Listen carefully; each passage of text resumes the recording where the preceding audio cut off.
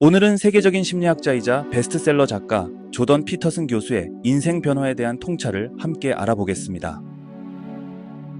현대 사회는 있는 그대로의 자신을 받아들이라고 말합니다. 하지만 피터슨은 이것이 매우 위험한 생각이라고 지적합니다. 여러분은 지금보다 훨씬 더 나은 사람이 될 수 있습니다. 그것이 바로 현재에 만족하지 말아야 할 이유입니다. 실제로 피터슨은 20년 동안의 임상 경험을 통해 사람들이 자신의 잠재력을 심각하게 과소평가한다는 것을 발견했습니다. 가장 먼저 우리가 직면해야 할 것은 시간 관리입니다. 피터슨이 상담했던 한 젊은이의 사례를 들어보겠습니다. 그는 매일 유튜브와 게임으로 시간을 보내며 내 인생은 왜 이렇게 무의미할까? 라고 고민했습니다. 피터슨은 그에게 2주 동안 매일 자신의 시간 사용을 기록해보라고 제안했죠. 결과는 충격적이었습니다. 하루 평균 7시간을 의미 없는 콘텐츠 소비에 쓰고 있었던 겁니다. 보통 대학생들은 하루 4시간에서 6시간 시간을 허비한다고 합니다. 이를 계산해보면 일주일에 20시간, 25시간, 한 달이면 100시간입니다. 이는 2달 반의 업무 시간과 맞먹죠. 만약 여러분의 시간이 시간당 2만 원의 가치가 있다고 가정하면 여러분은 매년 5천만 원을 낭비하고 있는 셈입니다. 그래서 피터슨은 다음과 같은 구체적인 변화 전략을 제시합니다.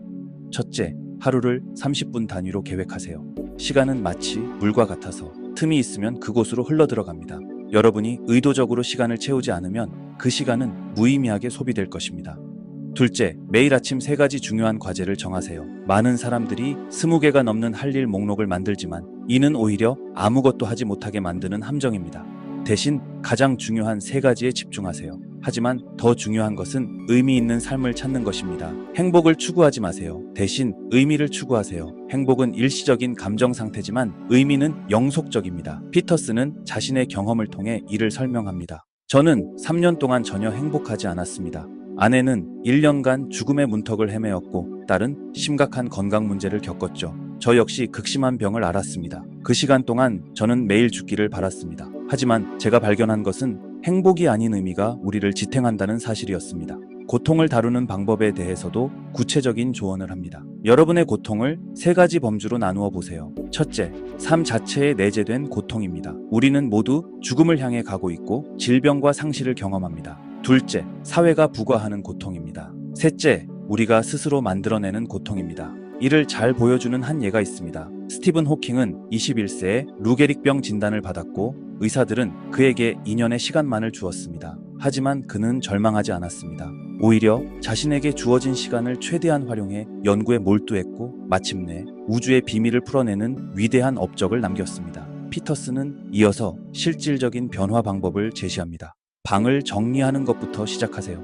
이것은 단순한 청소가 아닙니다. 여러분이 통제할 수 있는 가장 작은 영역부터 책임지기 시작하는 겁니다. 칼 융은 현대인들이 신을 못 보는 이유는 충분히 낮은 곳을 보지 않기 때문이라고 했습니다. 책임에 대해서도 그는 특별한 관점을 제시합니다. 많은 젊은이들이 책임을 짐으로 생각합니다. 하지만 역설적으로 더 많은 책임을 질수록 삶은 더 의미로워집니다. 이를 설명하기 위해 그는 미국 해군 특수부대 실의 사례를 들려줍니다. 실 훈련을 통과하는 사람들의 특징을 물었을 때 한 지휘관은 이렇게 답했습니다. 근육이 발달한 운동선수들이나 리더십을 과시하는 사람들은 절대 통과하지 못합니다.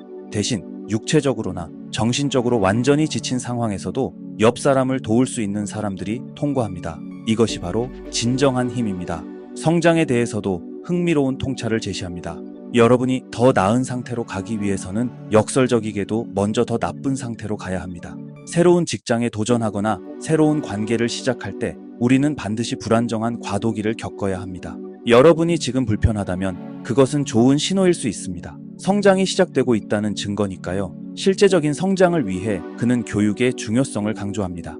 매일 2시간씩 독서하세요. 하지만 단순히 읽기만 하는 것이 아니라 책과 대화하듯 읽어야 합니다. 밑줄을 치고 요약하고 질문을 던지세요. 이것이 바로 진정한 학습입니다. 제가 만난 가장 성공적인 사람들은 모두 필사적으로 배우는 사람들이었습니다. 그들은 자신의 분야에서 최고가 되기 위해 하루 평균 4시간, 5시간을 학습에 투자했습니다. 여러분도 그렇게 할 수 있습니다. 다만 시작이 중요합니다.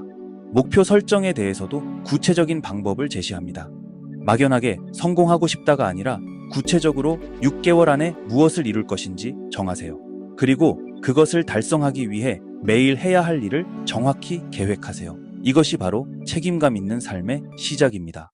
특히 중요한 것은 비교의 함정을 피하는 것입니다. 다른 사람과 자신을 비교하지 말고 어제의 자신과 오늘의 자신을 비교하세요. 이것이 여러분이 이길 수 있는 유일한 게임입니다. 매일 1%씩만 더 나아진다면 1년 후에는 완전히 다른 사람이 될 수 있습니다. 진실성에 대해서도 강조합니다. 20년 동안의 임상 경험에서 저는 단 한 번도 거짓말이 도움이 된 경우를 보지 못했습니다. 여러분의 생각을 거짓으로 오염시키지 마세요. 자신을 속이는 순간 여러분은 자신의 지혜를 손상시키는 겁니다. 피터슨 교수가 강조한 메시지는 변화하지 않으면 아무것도 변하지 않는다는 점입니다. 우리는 종종 익숙한 것을 벗어나는 게 두렵고 새로운 도전을 마주하는 게 불편할 수 있습니다. 하지만 그 불편함 속에서 우리는 성장할 수 있습니다. 예로 새로운 언어를 배우는 것은 쉽지 않습니다. 처음에는 낯설고 어려울 수 있죠. 하지만 우리가 끊임없이 도전하고 연습한다면 어느새 유창하게 그 언어를 구사할 수 있게 됩니다. 이처럼 변화를 두려워하지 않고 받아들일 때 우리는 한 단계 성장할 수 있습니다.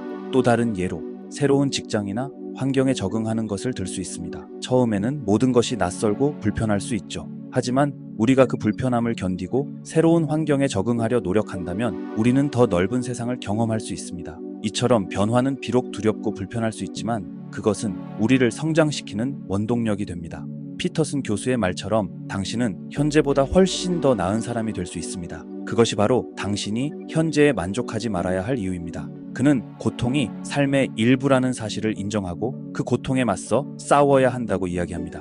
우리는 살면서 크고 작은 시련을 마주하게 됩니다. 실직, 이별, 질병 등 우리를 힘들게 하는 일들이 있죠. 하지만 그 고통 속에서도 희망을 잃지 않는 것이 중요합니다. 우리가 고통에 굴복하는 순간 우리는 더 이상 성장할 수 없습니다. 하지만 고통에 맞서 싸우고 그 속에서 교훈을 얻는다면 우리는 한층 성숙해질 수 있습니다. 또한 피터슨 교수는 우리 스스로에 대한 기대치를 높여야 한다고 강조합니다. 우리는 종종 자신의 잠재력을 과소평가합니다. 나는 이 정도면 충분해 라고 생각하죠. 하지만 우리가 더 큰 꿈을 꾸고 더 높은 목표를 세운다면 놀라운 결과를 만들어낼 수 있습니다.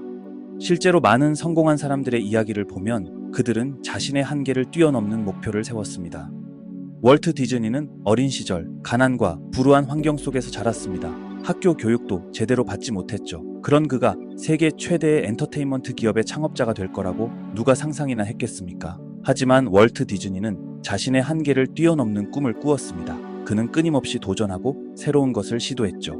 결국 그의 노력은 전 세계 어린이들에게 꿈과 희망을 선사하는 디즈니랜드로 결실을 맺게 됩니다. 여러분도 자신의 가능성을 믿고 한계에 도전해보세요. 여러분, 자신의 가능성을 절대 과소평가하지 마세요. 세상을 변화시킬 힘은 바로 여러분 안에 있습니다. 또한 그는 진실의 힘에 대해 역설합니다.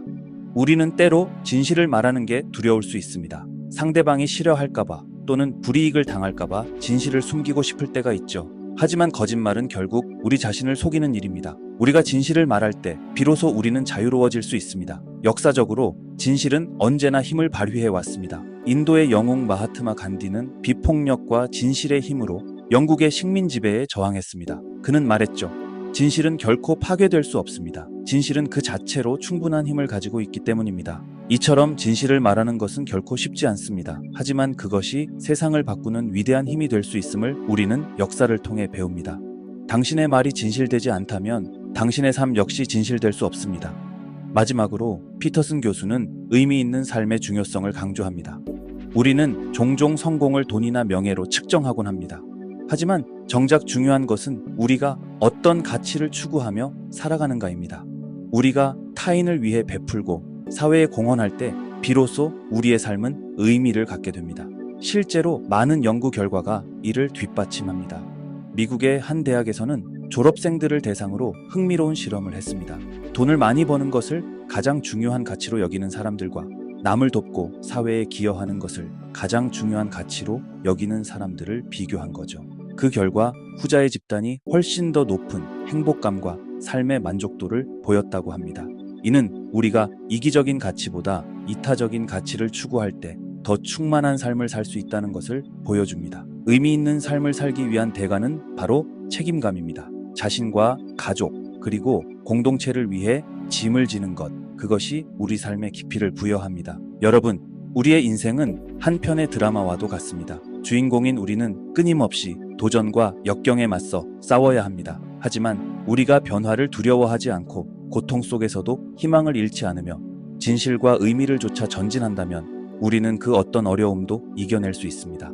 피터슨 교수의 말처럼 현재에 안주하지 말고 끊임없이 성장하기 위해 노력하세요. 고통을 피하려 하지 말고 그 속에서 교훈을 얻으세요. 자신의 무한한 잠재력을 믿고 한계에 도전하세요. 진실을 말할 수 있는 용기를 가지세요. 그리고 의미 있는 삶을 향해 전진하세요. 패러다임 시프트였습니다.